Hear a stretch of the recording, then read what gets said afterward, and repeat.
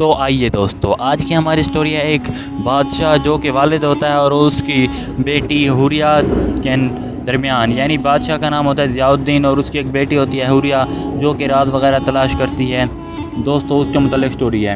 دوستو سٹوری یوں شروع ہوتی ہے کہ شہر نور صرف ایک خوبصورت شہر نہیں تھا بلکہ یہ ایک راز تھا جو صدیوں سے زمین کے سینے میں دبا ہوا تھا۔ کہتے ہیں جب پہلی بار یہ شہر بسا تو رات کے وقت آسمان سے ایک نور اترا تھا جو زمین پر گر کر ایک جگہ پر ٹھہر گیا۔ اس کی جگہ پر شہر نور کی بنیاد رکھی گئی۔ دوستو شہر نور کے 4 دروازے تھے۔ رب روشنی ایسٹ گیٹ یعنی ایسٹ گیٹ میں کی طرف تھا، باب سکون ویسٹ گیٹ، باب حق نارتھ گیٹ، باب خاموشی ساؤتھ گیٹ، یعنی اس کے 4 دروازے تھے، مشرق مغرب شمال جنوب کے درمیان۔ دوستو ہر دروازے پر ایک راز چھپا تھا۔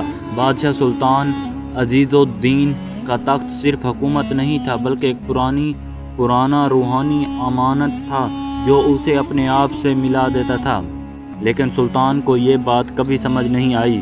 تو ہاں جی دوستو، سلطان بہت طاقتور تھا لیکن اس کا دل خالی رہتا تھا۔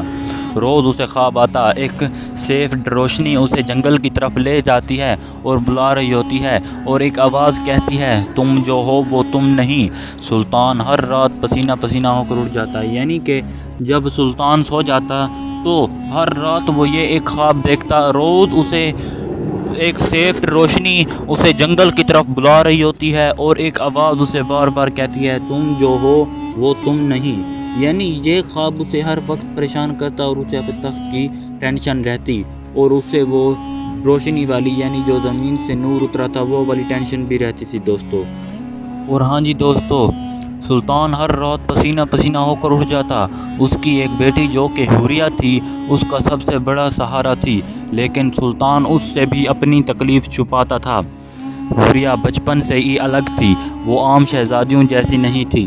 یعنی کہ دوستو جب بادشاہ ضیاء الدین رات کو یہ خواب دیکھتا تو وہ بہت پسینہ پسینہ ہو جاتا، یعنی اسے اتنی ٹینشن ہونے لگتی کہ اسے بہت پسینہ آ جاتا دوستو۔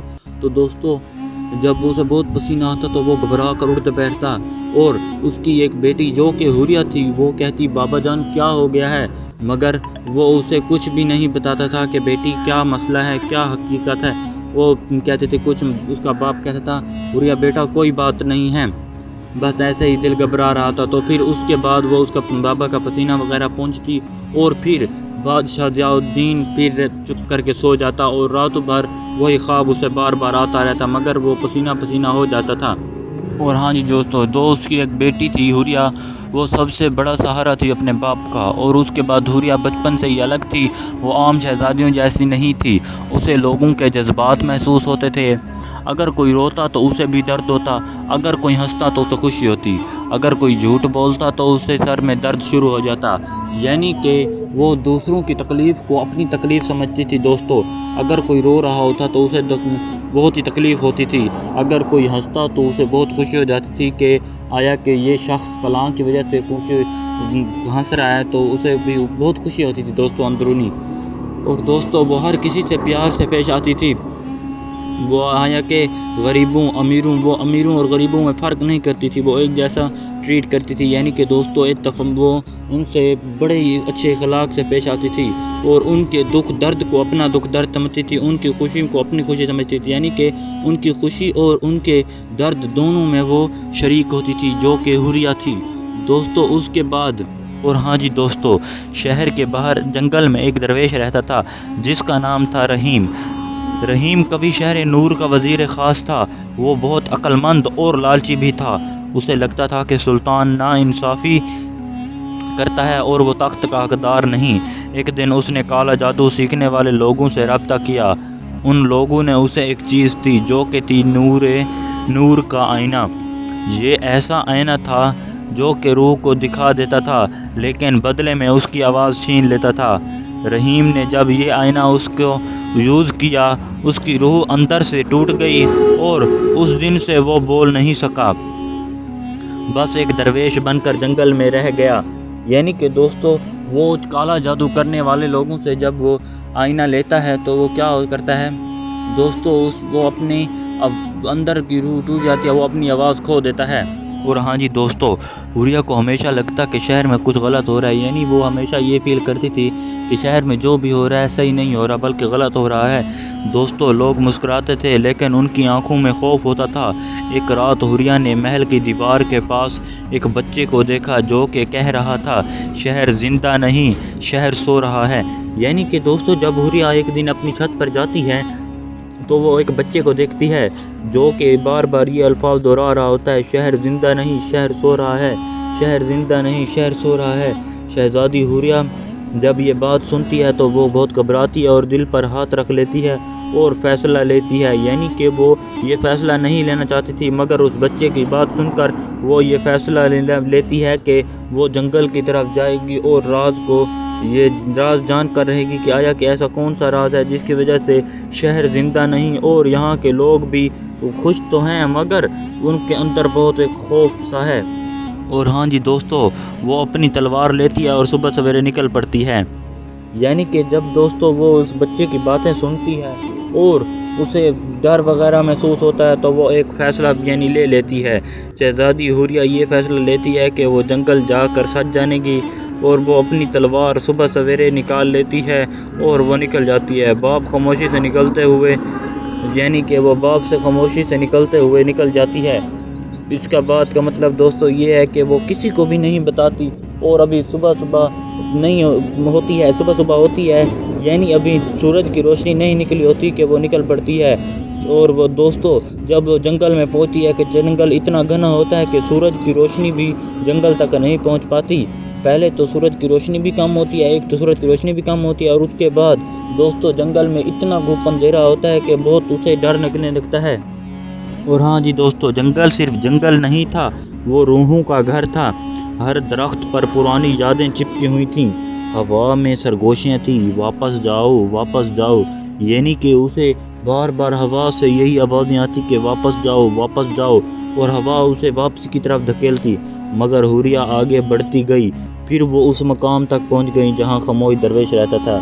یعنی کہ دوستو جب وہ آگے بڑھتی تو ہوا اتنی تیز ہوتی کہ اسے پیچھے کی طرف دھکیل دیتی اور سرسراہٹ اس میں ہوتی اور اس میں مدھم سی آوازیں آتی کہ واپس جاؤ واپس جاؤ۔ مگر حوریہ چونکہ بہت ہی عقل مند اور سمجھدار تھی اور وہ چونکہ فیصلہ کر چکی تھی کہ وہ سچ جان کر رہے گی، تو وہ دوستو کیا کرتی ہے، وہ کہتی ہے کہ میں سچ جان کر رہوں گی، اور وہ ہمت کرتے ہوئے، عقل مندی کا مظاہرہ کرتے ہوئے وہ آگے بڑھ جاتی ہے اور وہ فائنلی اس مقام تک پہنچ جاتی ہے جہاں کہ اسے جانا تھا۔ اور ہاں جی دوستو، مگر حوریہ آگے جب بڑھتی ہے تو وہ اس مقام تک پہنچتی ہے جہاں کہ وہ رہتا تھا۔ اندر ایک آدمی زمین، یعنی کہ اس کمرے تک پہنچ جاتی ہے۔ اندر ایک آدمی زمین پر بیٹھا تھا، آنکھیں بند۔ اس نے حوریہ کی طرف دیکھا اور اس پل حوریہ کو لگا جیسے اس نے اپنی پوری زندگی دیکھ لی ہو، کیونکہ وہ درویش کو دیکھ لی تھی، یعنی اس نے وہ درویش دیکھ لیا تھا جس کے لیے وہ آئی تھی، اور وہ فائنلی اس کمرے تک بھی پہنچ گئی تھی جہاں پر درویش رہتا تھا، اور وہاں پر ایک مشعل جل رہی ہوتی ہے۔ اور دوستو یہ اپنی تلوار کو پہلے تو اس کے ہاتھ میں ہوتی ہے، پھر وہ مضبوطی سے ہاتھ میں پکڑ لیتی ہے اور درویش کو دیکھتی ہے اور خوشی محسوس کرتی ہے، بلکہ اسے ڈر بھی لگتا ہے، خوشی کے ساتھ ساتھ اسے ڈر بھی لگتا ہے کہ یہ درویش اسے نقصان نہ پہنچا دے۔ اور ہاں جی دوستو، اس کے بعد درویش نے زمین پر لکھا، تم یہاں کیوں آئی ہو، تم کون ہو؟ حوریہ نے جواب دیا، سچ ڈھونڈنے آئی ہوں اور میرا نام حوریہ ہے۔ درویش نے لکھا کہ سچ تمہیں توڑ دے گا۔ حوریہ بولی، جو سچ سے ڈرتا ہے وہ زندہ نہیں ہوتا۔ درویش پہلی دفعہ ہلکا سا ہل گیا، یعنی کہ اسے اندرونی تکلیف ہوئی۔ اس نے پھر لکھا، تم اس شہر کی آخری امید ہو۔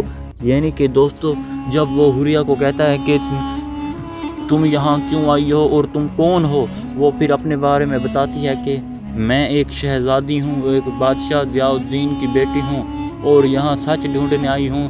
تو اسے بہت تکلیف ہوتی ہے، اسے اس وقت بہت زیادہ تکلیف ہوتی ہے جب کہ وہ پوچھتا ہے کہ سچ تمہیں توڑ دے گا، اور وہ کہتی ہے کہ جو سچ سے ڈرتے ہیں وہ کبھی کامیاب نہیں ہوتے، اور پھر وہ اس بات پر دوستوں گھبرا جاتا ہے اور اندر سے ہل جاتا ہے۔ اور ہاں جی دوستو، اس کے بعد جب حوریہ اپنے بارے میں سب کچھ اس درویش کو بتا دیتی ہے اور درویش سے پوچھتی ہے کہ یہ جنگل کا کیا راز ہے، اور وہ اس کو بارے میں بتانے لگتا ہے۔ پہلے سٹارٹ درویش یوں کرتا ہے کہ پرانی حقیقت سے پہلے اسے آگاہ کرتا ہے، یعنی کہ دوستو وہ یہ کہتا ہے کہ درویش حوریہ کو پہلے پرانا صندوق دیتا ہے۔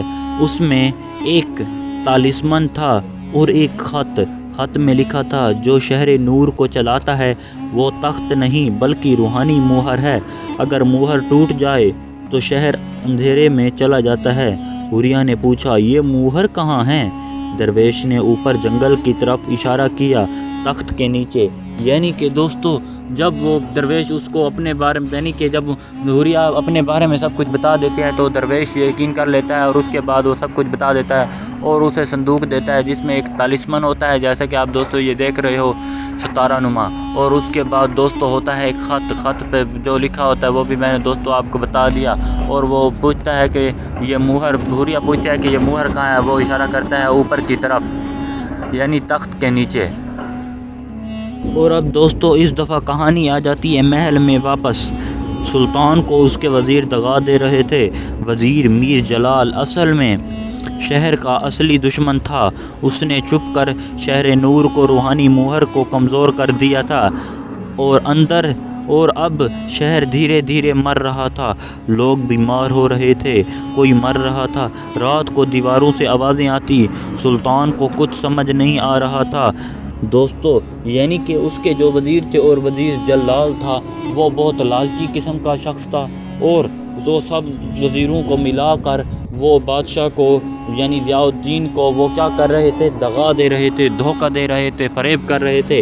مگر جب حوریہ کو یہ بات پتہ چلتی ہے تو پہلے تو وہ غصے میں آ جاتی ہے، مگر چونکہ وہ ایک عقل مند اور سمجھدار لڑکی ہوتی ہے اس لیے وہ کیا کرتی ہے دوستو، وہ اس بات پر صبر کر لیتی ہے، اور وہ کہتی ہے کہ وہاں جا کر میں سب یہ ان سے پوچھ لوں گی اور ان سب کو دیکھ لوں گی کہ آیا کہ یہ بات سچ ہے کہ نہیں۔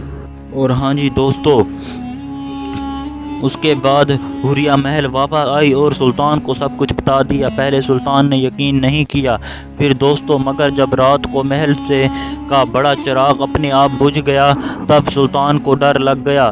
درویش بھی وہاں آ گیا۔ پہلی بار محل میں وہ درویش آیا تھا، وہ بول نہیں سکتا تھا لیکن اس کی آنکھیں سب کچھ کہہ رہی تھی۔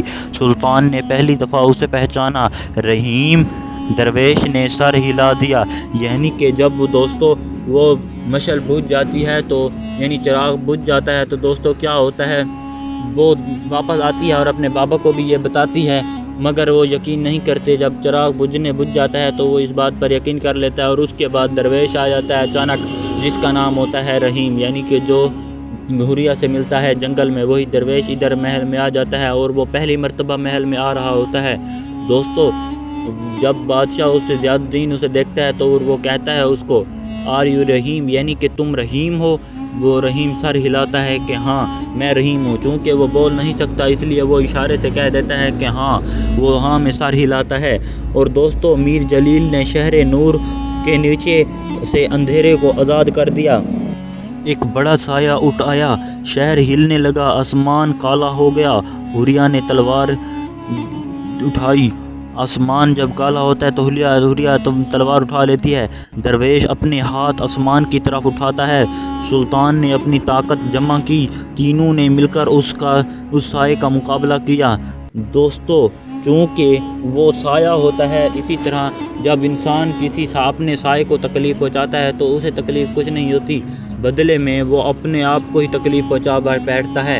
یعنی کہ انسان جب اپنے سائے کو کوئی چپیٹ وغیرہ یا کوئی ایسی چیز مارتا ہے تو انسان کو خود نہیں ہوتا کچھ ہوتا، نہ ہی کسی اس کو سائے وغیرہ کو تکلیف ہوتی ہے۔ اسی طرح جب اس نے یہ زمین سے بڑا سایہ نکالا تو چونکہ حوریہ اس سائے کو تلواریں مار رہی ہوتی ہے اور اس سائے کو فرق بھی نہیں پڑ رہا ہوتا، بلکہ خود حوریہ کو تکلیف ہو رہی ہوتی ہے، اور شہزاد بادشاہ ضیاء الدین اپنی طاقت جمع کر کے اسے مار رہا ہوتا ہے، پھر بھی اسے کچھ نہیں ہوتا۔